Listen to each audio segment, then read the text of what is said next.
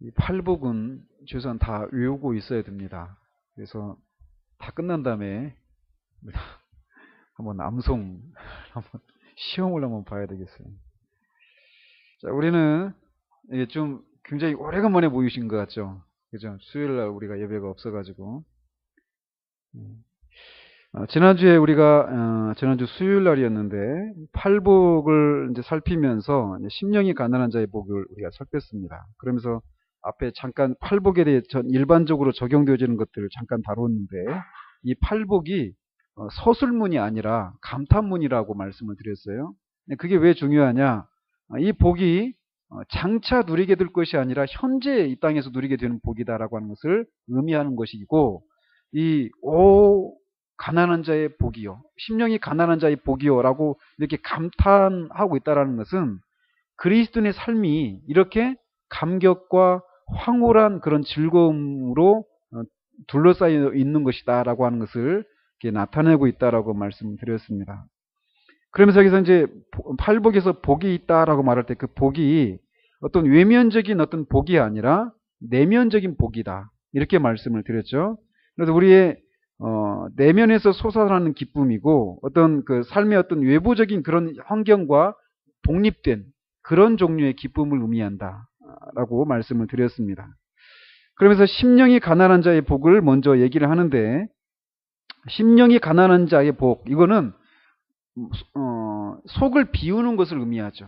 속을 비우고 나머지 복은 그 비워진 속을 이렇게 채우는 이런 복을 의미하는데, 이렇게 복음에는 먼저 채워지기 전에 먼저 비워지는 일이 필요하다. 우리가 오늘 또 말씀을 살펴보겠지만 위로를 받기 전에 정죄를 받는 것이 있는 거죠. 이런 순서라는 거죠. 건설하기 전에 뿌리 뽑아지고 파괴되는, 뽑히는 이런 일이 있어야 된다라고 이렇게 말씀을 드렸죠. 그러면서 여기서 이제 가난하다, 심령이 가난하다 할 때 그 가난하다라고 하는 이 말의 의미가 절대적으로 가난하여서 아무것도 가지지 못하고 비천하며 무력하여서 하나님만 전적으로 의지하는 것을 가리킨다라고 말씀드렸습니다. 그리고 이 심령이 가난하다고 하는 이 복은 생리적으로 타고나던 기질이나 어떤 이렇게 짐짓 자아낸 그런 겸손이 아니다. 이거는 하나님 앞에서 자신이 전적으로 무능력하고 아무것도 아니다라고 하는 그런 인식을 가리킨다. 그래서 하나님의 은혜만을 구하는 그런 마음의 상태를 심령이 가난한 것이다 라고 말씀드렸습니다. 그러면서 심령이 가난한 자가 왜 복이 있는가? 천국이 그들의 것이기 때문이다. 이 말이 심령이 가난해지면 천국에 들어갈 수 있다, 이런 말이 아니라 심령이 가난한 자들은 이미 천국을 그들이 소유하고 있다는 겁니다. 그들이 안에 이미 천국이 있다라는 겁니다. 그래서 이 천국이 있다라고 하는 것은 그들의 마음이 하나님 나라에 충만한 것, 그 로마서 14장 7절 말씀을 가지고 말씀을 드렸죠. 의와 평강과 기쁨으로 그들의 심령이 가득 차게 된다, 이렇게 말씀을 드렸습니다. 그래서 우리가 심령이 가난한 자가 이런 복을 누리는데, 심령이 가난하게 되기 위해서 우리가 필요한 것은 하나님을 바라보는 것이다 라고 말씀드렸어요. 성경을 읽고 하나님의 법을 읽고 하나님이 우리에게 무엇을 기대하시는가를 살피고 그런 기대에 우리 자신이 어떠한가, 이런 것을 살피게 될 때 우리는 그 기대를 우리가 만족시켜 줄 수 없는, 도무지 할 수 없는 그런 우리 자신의 무능력함을, 아무것도 아닌 것을 깨닫게 된다라고 말씀드렸죠. 이렇게 하나님을 바라볼 뿐만 아니라 주 예수 그리스도를 또 동시에 바라봐야 한다라고 말씀드렸습니다. 그래서 특별히 이 복음서에 등장하고 있는 예수님의 그 삶과 그의 성품, 이런 인품들을 보면서 우리가 정말 비교가 되어지는, 도무지 우리가 거기에 미치지 못하는 그런 우리들의 모습을 볼 때 우리가 아무것도 아니구나 라고 하는 것을 깨닫게 된다라고 말씀드렸죠. 그리고 또 성령으로 충만해서 하나님께 크게 쓰임을 받았던 그런 위대한 성도들의 삶을 또 바라봐라 라고 말씀드렸죠. 그러나 더욱더 주님을 바라봐야 된다. 이렇게 될 때 우리가 그런 사실들 앞에서 아무것도 아닌, 정말 무능력한 그런 우리들의 모습을 바라보게 되고, 하나님의 은혜를, 우리 자신을 신뢰하지 않고 하나님의 은혜만을 우리가 의지하게 되는 그렇게 된다라고 말씀을 드렸습니다. 그런 상태가 심령이 가난한 것이다. 그리고 그런 자들이 누리는 것이 그 마음 가운데 이미 이 하나님 나라의 특징인 의와 평강과 기쁨으로 그의 마음이 충만해진다. 이런 내용을 지난주에 말씀드렸습니다. 자, 오늘은 이제 두 번째 복, 애통하는 자의 복에 대해서 살펴보겠습니다. 주님이 여기서 애통하는 자는 복이 있다라고 말할 때 이 말씀이야말로 기독교인과 비기독교인을 확연하게 구분지어주는 그런 복이라고 할 수 있습니다. 왜냐하면 세상은 슬픔으로 인한 애통을 추구하지 않고 기쁨과 즐거움을 추구하기 때문이죠. 그렇기 때문에 애통하는 자가 복이 있다라고 한 이 주님의 말씀처럼 어떤 사람이 그리스도인인가 아닌가를 확연하게 구분지어지는 것이 없다라고 할 수가 있습니다. 이렇게 그리스도인은 하나님의 백성들은 애통하는 자인데 실제 오늘날 교회 안에서 이렇게 보면 주님이 이 말씀하시는 복, 애통하는 자가 복이 있다라고 말씀하고 계시는데 이게 오늘날 교회 현실을 이렇게 들여다보면 이게 어떻게 복인가 싶은 그런 생각을 하는 사람들이 더 많은 그런 현실을 우리가 보게 된다라는 거죠. 또 이거 애통하는 자가 복이 있다 이거를 인정하지 않는 그런 모습뿐만 아니라 실제로 그걸 인정한다 하더라도 실제로 애통한 상태 가운데 있는 사람들을 찾아보기가 쉽지가 않다라는 겁니다. 오늘날 교회를 한번 보십시오. 여러분들이 거쳐왔던 교회들을 보시고 그 교회 안에 있는 사람들의 모습을 한번 보십시오. 애통하는 그런 모습을 얼마나 많이 보셨습니까? 이거를 많이 보지 못한단 말이죠. 그래서 오늘날의 교회는 슬픔보다는 기쁨을 더 강조하고 그것을 추구하는 즐거운 기독교, 기쁨이 있는 기독교, 이거를 추구하는 경향을 보인다라는 거죠. 자, 이제 그러면은 그리스도인들은 기뻐하지 말아야 되는가? 이런 부분은 제가 뒤에 가서 말씀을 드리도록 하겠습니다. 그래서 오히려 오늘날 교회가 그런 경향을 보이고 있기 때문에 오히려 교회 안에서 어떤 사람이 자신의 이 죄를 인해서 또 여러 가지 애통할 수밖에 없는 그런 이유들 때문에 애통하고 있는 그런 사람을 보면 뭐가 큰 문제가 있는가 보다, 어려움이 있는가 보다 이런 식으로 피상적으로 생각하거나 또는 그가 그리스도인으로서 기쁨을 누리지 못하고 있는 그런 것을 보면서 자신들이 누리고 있는 그 기쁨을 이 사람들이 누리지 못하고 있는 것을 보면서 저 사람이 신앙에 뭔가 문제가 있다. 아직 어려서 그렇다. 이런 식으로 생각을 하는 경향들이 있다는 거죠. 이렇게 오늘날의 교회 안에서 이렇게 애통하는 사람을 찾아보기가 쉽지 않은 이유가 여러 가지 있겠는데 그런 이유들 중에 한 가지를 로이드 존스 목사님은 그렇게 얘기를 합니다. 뭐냐면 이 거짓된 청교도주의에 대한 반발 때문이다라고 얘기를 합니다. 어쩌면은 이런 말이 우리나라의 현실하고는 좀 동떨어져 있는 그런 판단일 수도 있습니다. 근데 어쨌건 이 거짓된 청교도주의가 뭐냐? 이거는 말 그대로 청교도주의를 잘못 이해하고 있는 거예요. 거기에서 잘못 이해해서 나온 것입니다. 그래서 이 청교도주의를 잘못 이해했기 때문에 청교도들이 추구하는 그런 경건, 이것에 대한 바른 이해를 가지고 있지 못해서 율법주의로 빠져버리는 그런 경향들을 보입니다. 그래서 특별히 영국 교회 안에서는 소위 이제 빅토리아 시대 때 이런 현상들이 교회 안에 많이 일어났었습니다. 그래서 이 청교도주의를 생각할 때 그들은 기쁨을 그리스도인들이 기뻐하는 것은 아주 경박한 것들, 이런 식으로 생각했다는 것이죠. 그래서 이 어떤 율법주의에 빠져버리는, 하나님 앞에서 죄를 짓지 않으려고 하는, 하나님의 마음을 아프게 해드리지 않으려고 하는 이런 어떤 두려움들 때문에 이렇게 살고 어떤 삶의 규칙들을 정해놓은 거죠. 그래서 그런 규칙들을 따라서 살아가다가 결국은 율법주의에 빠져버리는 그런 시기들이 있었습니다. 아마 이거는 이제 영국 교회의 그런 현상이라고 할 수 있다라면 오늘날 우리나라 현실 속에서 이런 것들이 전혀 무관한 것이 아닙니다. 우리나라에서도 소위 진지한 그룹에 해당되는 사람들이 이런 모습을 보입니다. 그저 이 한국교회 그냥 일반적으로 많은 그냥 일반적인 그런 교회들의 모습 속에서는 이런 지금 제가 말씀드리려고 하는 이런 내용들이 거의 안 보입니다. 그러나 소위 진지하고 어떻게든지 하나님의 뜻대로 살아가려고 하는 성경에서 요구하는 그런 그리스도인의 삶을 거룩한 삶을 추구하려고 하는 사람들에게서 이런 잘못된 청교도주의에 대한 오류들을 발견하게 된다라는 거예요. 그래서 그들은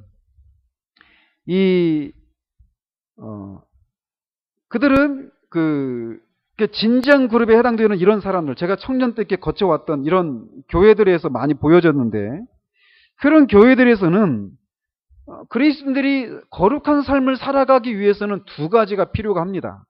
뭐냐? 한쪽에서는 우리 안에 있는 죄를 죽이는, 이런 죄를 죽이는 것을 우리가 계속 죄 죽임의 삶을 살아야 됩니다. 이게 죄 죽임의 교리라고 할 수 있어요. 근데 또 한켠에서는 이 죄 죽임이 가능하기, 죄를 죽이는 것이 가능하기 위해서는 한켠에서는 은혜를 계속해서 공급받고 은혜를 살리는 이런 일들이 또 같이 필요합니다. 이 두 가지가 균형을 잡고 지속될 때 우리가 주님을 닮고 거룩한 삶을 살아갈 수 있는 거예요. 근데 오늘날 대부분의 교회들의 모습 속에서 이런 삶이 없어요. 거룩한 삶을 살아가고 이런 것이 아니라 예수 믿고 복 받는 얘기들이 대부분이란 말이죠. 그래서 또 그리스도인이라고 하지만 사실은 그리스도인이 아닌 그런 사람들로 교회가 많이 채워져 있는 그런 현실 속에서 그리스도인이라고 하지만 사실은 그의 삶을 통해서 전혀 그리스도인의 삶을 살아가지 못하는 그런 현실들을 보면서 이런 진지한 그룹들이 나오기 시작하는 거예요. 오늘날의 교회들의 모습을 보니까 많은 사람들이 그리스도인이라고 하지만 자기가 구원받은 기독교인이라고 말을 하지만 사실은 구원받지 못한 사람들이 많은 거예요. 그러다 보니까 그들에게 뭐가 강조되느냐? 구원에 대한 얘기들이 많이 강조가 될 수밖에 없겠죠. 어떤 사람이 그리스도인인가? 그렇죠?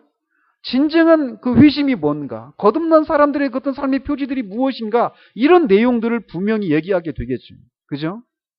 근데 또 그뿐만 아니라 그렇게 분명하게 예수 그리스도를 믿고 자신의 죄를 회개하고 다시 거듭나고 예수 그리스도를 믿어서 구원받은 사람들이라고 할지라도 거기서 끝나는 것이 아니라 계속해서 거룩함을 이루기 위해서 살아가야 되는데 그런 것이 강조되지 않는 그런 현실들이 오늘날 교회 안에 있단 말이죠. 그러다 보니까 이 진지한 그룹에 해당되는 사람들은 구원에 대한 얘기, 어떤 사람이 구원받은 사람인가, 구원받은 사람의 삶의 표지들이 무엇인가 이런 것들을 강조할 뿐만 아니라 구원받은 사람들은 거룩한 삶을 살아가야 되는데 이 거룩한 삶을 살아가는 데 있어서 그 필요한 그런 경건의 그런 원리들을 강조하게 되는 거죠. 그래서 이 거룩한 삶을 살아가기 위해서는 아까 말씀드린 것처럼 한켠에서는 죄를 죽여야 되고 또 한켠에서는 은혜를 살리는 이 두 가지가 같이 병행이 되어야 되는데 죄 죽임의 교리를 강조하게 되는 거예요. 그러다 보니까 그것들만 강조하다 보니까 자꾸 뭐가 보이느냐? 자기 내면에 있는 죄만 보이게 되는 겁니다. 그러다 보니까 하나님과의 관계 속에서 누리는 그 기쁨 때문에 그 관계를 잃어버리지 않기 위해서 자신의 죄를 살피고 그것을 죽이고 이렇게 해야 되는데 이 앞에 있는 원리들은 상실된 채 자꾸 죄 죽이는 이런 문제들만 자꾸 얘기하게 되고 죄를 짓지 않기 위해서 어떤 삶의 규칙들을 하나씩 세워가는, 그래서 그것을 지켜나가는데 급급한, 그러다 보니까 점점 하나님 구원받은 자로서의 그런 기쁨, 하나님과 그런 교제 가운데 누려지는 그런 기쁨이라고 하는 요소들은 사라진 채 계속 이렇게 해야 된다, 이거 하면 안 된다라고 하는 이런 내용들만 계속 강조가 되는 거죠. 이게 뭡니까? 뭘 해라, 뭘 하지 마라. 이게 뭡니까? 이게 바로 율법이란 말이에요. 그래서 그들이 율법주의에 빠져가는 거예요. 그러니 그렇게 뭘 해라, 뭘 하지 마라라고 하는 이런 율법 앞에 자신의 모습을 비춰보면 늘 그렇게 살지 못하는 자신의 모습만 보이게 되죠.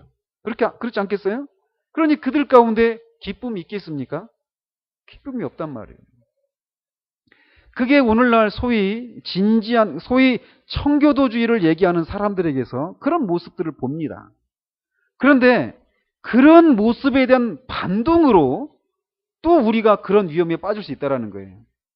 이 청교도주의에 대한 이런 오해로 반동으로 이 애통하는 사람들을 찾아보지 못하고 피상적인 기쁨을 추구하는 대로 가버리는 이런 현상이 일어나는 것처럼, 그렇게 진지한 그룹에서 보여지는 이 복음에 대한 온전한 이해가 부족한 것들, 또는 청교도주의에 대한 이런 이 오해에서 그들에게서 보여지는 그런 기쁨이 없는, 자유함이 없는 이런 모습을 보면서 그것에 대한 반동으로 우리가 이 성령을 강조하고 또 이런 기쁨과 자유를 강조하다가 애통함이라고 하는 이런 요소들을 또 우리가 무시해버릴 수 있는 위험이 있다는 거죠. 특히 이제 그런 과정을 보면서 그들에게서 보이는 어떤 한계들을 본 사람들에게서 이런 모습을 우리가 가지기 쉽습니다. 어쨌건 우리는 이쪽 극단에서 저쪽 극단으로 움직이기가 쉬워요. 그래서 이게 떠나온 교회 속에서 그러잖아요. 그러니까 열심은 있는데 가방끈이 짧아요. 그것에 대해 불만을 느낍니다. 목회자에 대해서. 그러니까 이번엔 가방끈이 긴 사람을 찾았죠. 열심이 없는 거예요. 뭘 얘기하고 있는지 아시죠? 그러니까 이런 식으로, 근데 가방끈은 기는데 열심이 없어요. 그러니까 또다시 열심이라고 하는 것이 또 강조가 되는 겁니다. 계속 이런 식으로 이쪽 극단에서 저쪽 극단으로 우리가 가기 쉬운 존재들이라는 것이죠. 그런 것처럼 또 이렇게 교회 안에서 목회자가 굉장히 너무 권위주의적이에요. 그러면은 그것에도 또 반동으로 좀 더 가정적이고 부드러운 사람을 찾는 이런 것을 우리가 많이 신앙생활 가운데 보여준단 말이죠. 그런 것처럼 이렇게 말씀드린 것처럼 청교도주의, 잘못된 청교도주의에서 보여지는 이런 기쁨이 없고 자유함도 없는 율법적인 모습에 대한 반동으로 피상적인 기쁨과 또는 방종으로 우리가 치달아가기 쉽단 말이에요. 이런 것들 때문에 애통하는 사람을 교회 안에서 찾아보기 쉽지 않은. 그래서 그리스도인은 성령이 안에 계시고 그 성령을 힘입어서 승리할 수 있다라고 하는 이런 측면만 또 강조하게 되어버리는 그런 위험을 보이기 때문에 교회 안에서 애통하는 사람을 찾아보기 쉽지 않을 수 있다는 거죠. 이 얘기를 제가 짧은 시간 말씀드렸지만 이게 10년이 넘는 기간 동안 고민했던 내용들입니다. 근데 어쨌건 이런 이유들 때문에 교회 안에서 애통하는 사람이 잘 찾아보기 쉽지 않은 그런 이유일 수 있습니다. 또 하나, 교회 안에서 애통하는 것을 잘 찾아볼 수 없는 이유 중에 하나는 교회 밖에 있는 사람들을 교회 안으로 끌어들이기 위해서는 그들을 끌어들일 만한 유인책이 있어야 되는데, 그것은 바로 그리스도인들이 밝고 명랑한 사람들이 되어야 한다라고 하는 이런 잘못된 생각에서 나온 것일 수도 있습니다. 그렇죠? 세상이 추구하는 건 기쁨이고 즐거움이란 말이에요. 그런데 그런 세상을 교회 안으로 끌어들어오기 위해서는 그리스도인들이 그들보다 더 행복하고 더 기쁘다라고 하는 것을 보여주기 위해서 그런 것을 이 성경에서 말하고 있는 이 성경적인 애통함을 상실해버리는 그런 위험을 우리가 보일 수 있다는 거죠.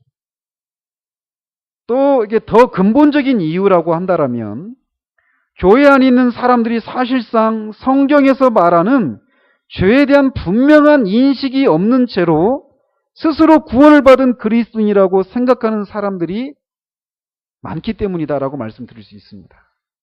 사실 그리스도인이라고 하지만 성경에서 말하는 그런 죄에 대한 그런 분명한 인식이 없어요.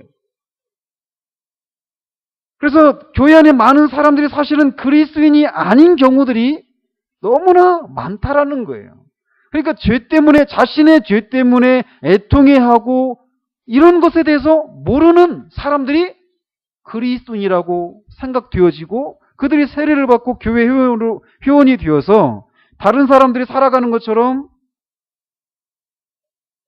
그렇게 기독교적인 그런 삶을 살아가고 있는 이런 사람들이 교회 안에 너무나 많기 때문에 그리스도인에게서만 보여지는 이런 애통하는 모습을 찾아볼 수가 없다라는 거죠.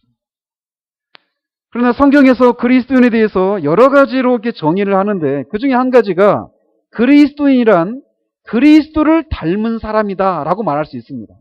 닮은 사람 또는 닮아가는 사람이라고 이렇게 정의를 내릴 수 있는데 그리스도가 이 땅을 사실 때 어떤 모습이었는가를 이렇게 살피면 그를 따르는 그리스도인, 그리스도를 닮은 또 닮아가고 있는 그리스도인은 또 당연히 어떤 모습의 사람이어야 되는가를 우리가 알 수 있게 된다는 거죠. 특별히 오늘의 그 주제와 관련해서 성경은 주님에 대해서 묘사하기를 이사야서 53장 3절에 그는 멸시를 받아 사람들에게 버림받았으며 간고를 많이 겪었으며 질고를 아는 자라 마치 사람들이 그에게서 얼굴을 가리는 것 같이 멸시를 당하였고 우리도 그를 귀히 여기지 아니하였도다. 저 예수님은 질고의 사람, 슬픔의 사람이었다라는 거예요. 또 히브리서 5장 7절에서는 그는 육체에 계실 때에 자기를 죽음에서 능히 구원하실 이에게 심한 통곡과 눈물로 간구와 소원을 올렸고 그의 경건하심으로 말미암아 들으심을 얻었느니라. 이 땅에 계셨을 때 주님의 삶을 이렇게 요약하고 있다는 거죠. 심한 통곡과 눈물로 주님께 간구했다. 하나님께 간구했던 그런 삶을 사셨다라고 말씀하고 있고 또 요한복음 11장에서 보면 나사로가 죽었을 때 주님이 우셨죠. 또 이 예루살렘으로 들어가실 때도 장차 그 예루살렘이 예수님을 배척하고 그들이 하나님의 진노를 받아서 받게 될 그 심판 때문에 우시는 그런 장면이 성경에 나온단 말이죠. 이렇게 예수님의 삶은 슬픔의 삶이었단 말이에요. 그래서 성경 어느 곳에서도 예수님의 그 모습 속에서 웃었다 이런 내용들을 우리가 살펴볼 수 없습니다. 여러분 오늘날 그런 모습 이렇게 본 적 없습니까? 예수님의 얼굴을 그리면서 예수님이 막 이렇게 파한대소하시는 막 이렇게 웃는 그런 모습을 그런 사진 보신 적 있죠? 왜 그럴까요? 그게 우리 시대를 어느 정도 대변한단 말이에요. 주님은 성경에서 보면 주님은 이 웃으셨다 이런 내용이 나오지를 않습니다. 그렇다고 해서 주님이 어떤 전혀 웃지 않았다거나 이런 분은 아니었을 거란 말이에요. 그러나 주님의 전체적인 삶이 슬픔의 그런 생애였다라고 성경이 기록하고 있단 말이죠. 주님은 제자들에게 기뻐하라라고 여러 차례 권면을 했습니다. 그렇지만 우리가 요한 1서를 살피는 중에 하나님과의 교제를 나누는 결과 우리가 기쁨을 누린다라고 말했는데 그 기쁨이 주님과 사도들이 누렸던 그런 성경적인 기쁨이어야 한다라고 말씀드렸잖아요. 그죠? 기억나십니까? 근데 그 기쁨, 주님과 사도들이 누렸던 그 기쁨은 어떤 외적인 환경이 만족되어졌기 때문에 오는 그런 기쁨이 아니었어요. 그 슬픔을 뚫고 투쟁의 과정을 통해서 투쟁의 과정을 통해서 생겨난 그런 기쁨이었다라고 말씀을 드렸단 말이죠. 그렇기 때문에 오늘날 교회 안에서 많이 보여지는 그런 피상적인 종류의 기쁨하고 주님의 삶 속에서 삶하고는 상당한 거리가 있다는 것을 우리가 알 수 있습니다. 따라서 우리 주님이 이 땅을 슬픔의 사람으로 지나셨다면 그로부터 새로운 생명을 받은 우리 또한 그가 알았던 사셨던 그 슬픔이 무엇인지를 알아야 한다는 거죠. 즉 그리스도가 우리의 머리 되신 그리스도가 슬픔의 사람이었다라면 애통하는 분이셨다라면 그의 지체된 우리들도 애통하는 자가 되는 것이 마땅하다라는 거죠. 따라서 오늘은 애통한다라는 것이 무엇이고 또 왜 그리스도인들은 애통해야만 하는가? 또 무엇 때문에 애통해야 하는가? 그리고 또 이렇게 애통하는 자가 누리는 복이 무엇이고 어떻게 하면 애통하게 되는지 또 애통하는 자는 또 이 땅을 어떻게 살아가야 되는지 이런 내용들을 말씀을 드리도록 하겠습니다. 먼저 이 애통한다라고 하는 것이 무엇인가? 이거는 이 내면에 슬픔이 있는 것을 가리키는 것이 아니라 내면에 있는 슬픔이 밖으로 터져 나올 때 쓰는 말입니다. 그러니까 슬픔이 있는데 이것이 밖으로 터져 나올 정도의 그런 슬픔을 가리킬 때 애통한다라고 말을 하고 있다는 거죠. 그래서 심령이 가난한 것이 하나님의 거룩하신 성품과 그가 요구하시는 삶과 우리가 마땅히 되어야 할 모습 앞에서 우리가 도무지 그런 요구들을 이루어 드릴 수 없고 아무것도 아니라는 것을 깨닫고 하나님을 전적으로 의지하는 것이라면 애통하는 것은 그런 우리들의 상태를 인해서 슬퍼하고 하나님이 요구하시는 것에 미치지 못하는 그런 우리들의 상태를 인해서 슬퍼하고 그 슬픔이 밖으로 터져 나오는 것을 가리켜서 애통하는 것이다 라고 말씀할 수 있습니다. 즉 심령이 가난한 상태에서 자연스럽게 이어지는 복이 바로 애통하는 것이다 라고 할 수 있다는 거죠. 심령이 가난한 자는 이렇게 애통하게 되는 대로 이어지게 되어 있단 말이에요. 주님이 여기서 말씀하시고 계신 슬픔은 이 세상에서 우리가 일반적으로 겪는 다양한 이유들로 인한 슬픔이 아닙니다. 우리는 이 세상을 지나면서 여러 가지 다양한 이유로 슬픔을 겪습니다. 질병과 가난, 이별과 죽음으로 인해서 또는 물질적인 손해와 사람들과의 관계에서 오는 이유들로 인해서 우리는 슬픔을 겪습니다. 그러나 주님이 여기서 말씀하고 계시는 이 애통하는 자가 복이 있다라고 말하는 이것은 이렇게 다양한 모든 사람들이 겪고 있는 이런 다양한 이유로 인해서 슬퍼하는 자가 복이 있다라고 말씀하고 있는 것이 아니라 영적인 이유로 겪는 슬픔을 가리키고 있습니다. 영적인 이유로 겪는 슬픔을 인해서 애통하는 자가 복이 있다라고 주님이 말씀하고 계시다라는 거죠. 그렇다면 그리스도인들이 애통하는 이유들이 무엇인가? 첫 번째로 자신의 죄로 인해서 애통해야 합니다. 우리가 하나님과 그의 거룩함을 대면하고 우리가 살아야 할 삶이 무엇인지를 우리가 정직하게 이렇게 바라보게 될 때 그것은 바로 즉각적으로 우리를 애통함으로 인도하게 됩니다. 왜냐하면 우리는 여기에 미치지 못하는 사람이라는 것을 즉각적으로 깨닫기 때문입니다. 이것은 우리가 구원의 처음 단계에서만 경험되는 것이 아니라 구원받은 이후에도 경험하는 것입니다. 구원받은 자로서 마땅히 살아야 할 삶의 법도가 있는데 말씀을 듣고 성령께서 우리의 죄를 조명해 주실 때 우리는 불현듯 그렇게 우리가 마땅히 살아야 될 그런 삶의 법도대로 살지 못하고 있는 우리 안에 있는 그런 죄를 인식하게 되고 그 죄로 인해서 하나님의 마음을 아프게 해드리는 것을 인해서 슬퍼하고 탄식하며 탄식을 넘어서 애통하게 되는 일이 생겨나게 됩니다. 이렇게 자신의 이 말씀 앞에 그 말씀대로 살아가지 못하는 자신의 죄로 인해서 애통하게 된다는 거죠.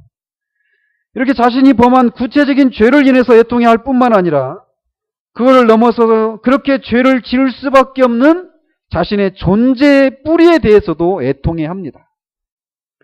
로마서 7장 22절 24절에 사도 바울이 이렇게 얘기를 합니다. 내 속사람으로는 하나님의 법을 즐거워하되 내 지체 속에서 한 다른 법이 내 마음의 법과 싸워 내 지체 속에 있는 죄의 법으로 나를 사로잡는 것을 보노도다. 오라 나는 곤고한 사람이로다. 이 사망의 몸에서 누가 나를 건져내랴.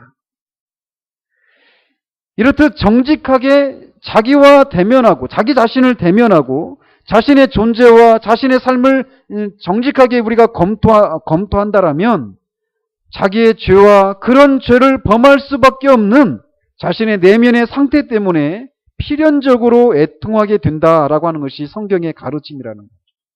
이렇게 자기가 지은 구체적인 죄 그리고 그 죄를 지을 수밖에 없는 자신의 내면의 그 상태 때문에 애통하게 된다라고 얘기를 하고 있습니다.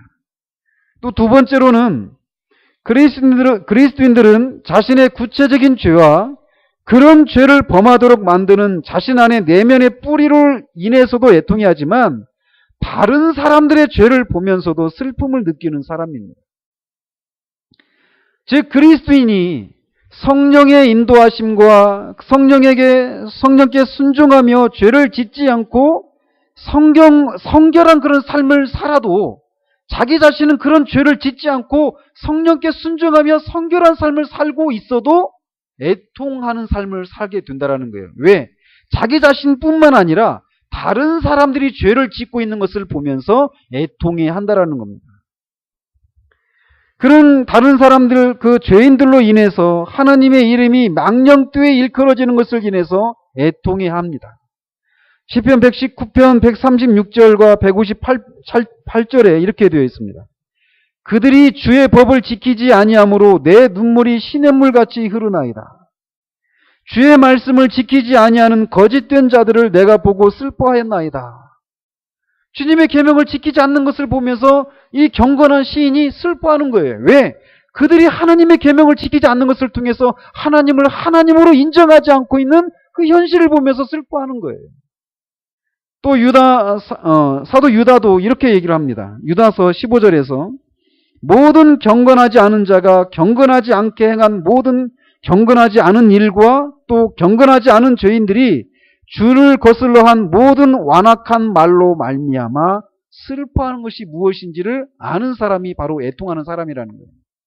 애통하는 사람은 이렇게 자기 자신뿐만 아니라 자기는 비록 성령께 순종하며 성결한 삶을 살고 있어도 그렇게 살지 못하는 하나님의 계명을 어기면서 살고 있는 죄인들을 보면서 다른 사람들을 보면서 그 결과 하나님이 망령되이 일컬어지는 그 현실을 보면서 애통해 한다라는 거예요. 또 왜 애통해 하는가? 교회의 영적인 형편과 교회가 마땅히 누려야 될 그 영광스러움을 누리지 못하는 현실을 보면서 슬퍼합니다. 우리가 느헤미야를 지난주까지 살폈는데 느헤미야 1장 3절 4절에 그들이 내게 이르되 사로잡힘을 면하고 남아있는 자들이 그 지방 거기에서 큰 환난을 당하고 능욕을 받으며 예루살렘 성은 허물어지고 성문들은 불탔다 하는지라. 내가 이 말을 듣고 앉아서 울고 수일 동안 슬퍼하며 하늘의 하나님 앞에 금식하며 기도하여.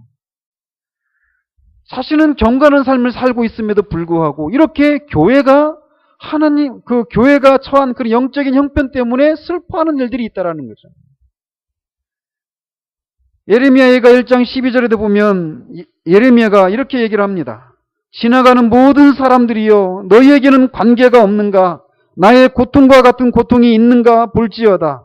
여호와께서 그의 진노하신 날에 나를 괴롭게 하신 것이로다. 예가를 한번 읽어보십시오. 5장 전체가 그 이스라엘 백성들이 하나님께 불순종하고 그 하나님의 이름으로 일컬음 받았던 그 이스라엘 백성, 하나님의 백성 공동체가 처한 그 현실 때문에 슬퍼서 부른 노래가 예가란 말이에요. 이런 일들이 있다라는 거죠. 다니엘서 9장도 그렇고 고린도후서 2장 4절에서도 사도 바울은 고린도 교회의 영적인 현실 때문에 이렇게 말을 합니다. 내가 마음에 큰 눌림과 걱정이 있어 많은 눈물로 너희에게 썼노니 이는 너희로 근심하게 하려 한 것이 아니요 오직 내가 너희를 향하여 넘치는 사랑이 있음을 너희로 알게 하려 함이라. 이렇게 사도 바울이 교회가 거룩함과 순결함과 그 영광스러움을 드러내지 못할 때 이렇게 큰 슬픔에 잠겨 있는 것처럼 그리스도인들은 이렇게 이런 교회 현실 때문에 애통해 하는 일들이 있다는 거예요. 앞에서도 말씀드린 것처럼 우리 주님은 슬픔의 사람이었습니다. 주님이 슬퍼하신 이유는 주님 안에 있는 죄 때문에 또는 그 죄의 어떤 뿌리 때문에 슬퍼하신 일은 없었습니다. 이렇게 다른 사람들의 죄를 인해서 또는 교회의 영적인 형편 때문에 주님은 애통하셨던 거죠. 그렇기 때문에 이렇게 주님을 머리로 삼고 있는 모든 그리스도인들은 주님과 더 밀착되면 밀착될수록 주님이 슬퍼하셨던 그런 이유들 뿐만 아니라 자신 안에 있는 죄 때문에 애통해 하는 것은 너무나 당연한 것이라는 겁니다. 그렇기 때문에 이 애통해 하는 이 사람들은, 그리스도인들은 이렇게 자신의 구체적인 죄와 그 죄의 뿌리, 그리고 다른 사람들의 죄를 바라보면서, 그리고 그런 죄로 인해서 하나님의 이름이 망령되이 일컬어지는 것을 인해서 또한 교회가 그리스도의 풍성함과 온전함을 드러내지 못하고 자꾸 비뚤어진 길로 가거나 그 영광스러움을 드러내지 못하는 모습을 보면서 슬퍼하게 됩니다. 이게 그리스도인의 정체라는 거죠. 그렇기 때문에 이것을 모르는 사람들은 그리스도인이 아니다라고 말할 수 있는 거죠. 그렇다면 이렇게 여러 가지 이유로 슬퍼하는 그리스도인을 한마디로 어떤 사람이라고 할 수 있는가? 그는 진지한 사람이다라고 말할 수 있습니다. 그는 사람이나 사건을 겉 표면만을 보는 것이 아니라 그 이면을 통찰하는 사람입니다. 그는 모든 삶의 그 배후에 자리하고 있는 죄의 심각성을 결코 가볍게 취급하지 않는 사람입니다. 그는 모든 일을 하나님의 영광과 관련하여 진지하게 사고하는 사람이고 삶을 영적으로 판단하는 사람입니다. 그렇기 때문에 피상적으로 또는 경박하게 어떤 사람이나 어떤 사건을 바라보는 것이 아니라 아주 진지하고 심각하게 모든 국면들을 바라보는 진지한 사람이라고 할 수 있다는 거죠. 그러니까 애통하는 자는 복이 있다. 이것을 다른 말로 말하면 진지한 자, 어떤 자신 안에 있는 영혼의 상태 때문에 다른 사람들의 어떤 삶을 인해서 교회의 어떤 영적인 상황들을 인해서 진지함을 인해서 슬퍼하는 사람들, 이렇게 표현할 수 있다는 거죠. 그렇기 때문에 한 사람이 정말 은혜를 경험하고 나면 나타나는 특징 중 하나가 무엇이냐면 진지함입니다. 진지함의 요소들이 반드시 있습니다. 그런데 이렇게 애통하는 자가 복이 있다라고 주님이 말씀하시는데 왜 복이 있느냐? 그가 위로를 받기 때문이다라고 말씀하십니다. 애통하는 자가 위로를 받는 방식은 크게 두 가지입니다. 하나는 그가 애통해 할 수밖에 없는 그 슬픔의 직접적인 원인을 없애주는 것을 통해서 위로를 받기도 하고, 또는 그 슬픔을 능가하는 영광에 중한 것이 그 모든 슬픔을 압도하도록 하는 방식으로 위로를 받을 수도 있습니다. 그래서 이렇게 자기 자신의 그런 죄에 대해서 애통하게 되는 그런 단계에 있는 사람들은, 반드시 그렇게 자기의 죄를 인해서 애통해야 하는 사람들은 성령의 역사를 통해서 예수 그리스도께 분명히 인도를 받을 것입니다. 그리고 그 예수 그리스도가 이 구세주라는 사실들을 발견하게 되고, 그리고 말미암아서 그리스도로 말미암아서 자기 죄가 사함을 받았다라고 하는 사실들을 분명하게 인식하는 그런 종류의 위로를 받게 되어 있습니다. 그렇기 때문에 애통의 의미를 알기 전에 주님을 그의 구세주로 구속주로 알 수 있는 사람은 하나도 없다라는 것을 기억해야만 합니다. 성령께서 그의 완전한 만족의 대상으로서 예수 그리스도를 그에게 계시할 때는, 그러니까 예수님이 정말 자기에게 유일한 구세주가 되신다는 사실들을 이렇게 성령께서 계시해 주기 전에 이렇게 자신이 철저하게 자기 자신에 대해서 철저하게 절망하는 그런 사람에게 이런 일들을 성령께서 해주신다라는 거예요. 그렇기 때문에 자기 자신에 대해서 절망하지 않는 사람이 그리스도인일까? 그리스도인일 수가 없습니다. 자기 자신에 대해서 절망하지 않는 사람은 그리스도인이 아닙니다. 자기 자신에 대해서 절망하지 않는 사람은 여전히 자기 자신에게 뭔가 의지할 게 있다라는 거예요. 내가 여기서 벗어나기 위해서 더 어떤 또 다른 열심을 내면 된다라는 그런 식으로 생각하고 있기 때문에 자기 자신에 대해서 절망하지 않는 겁니다. 그렇기 때문에 애통해 하지도 않는 거예요. 그러나 그렇게 자기 자신에 대해서 철저한 절망 속에서 애통해하는 자들에게만 성령께서 예수 그리스도를 그의 유일한 구속주로 계시해 주신다라는 거죠. 회심의 시기에만 이런 것이 아니라 우리가 기독교인의 전 삶을 살아가는 그런 과정 속에서도 이런 일들을 계속해서 보여주신다라는 거죠. 기독교인의 생활은 이런 식으로 애통과 기쁨, 슬픔과 행복이 교차하는 생활입니다. 이것이 즉각 저것으로 변하는 그런 생활이라는 거예요. 슬픔이 기쁨으로. 이게 기독교인의 삶이라는 것이죠. 그러나 오늘날 기독교인에 대해서 얼마나 피상적이고 가볍게 생각하는 경향이 있습니다.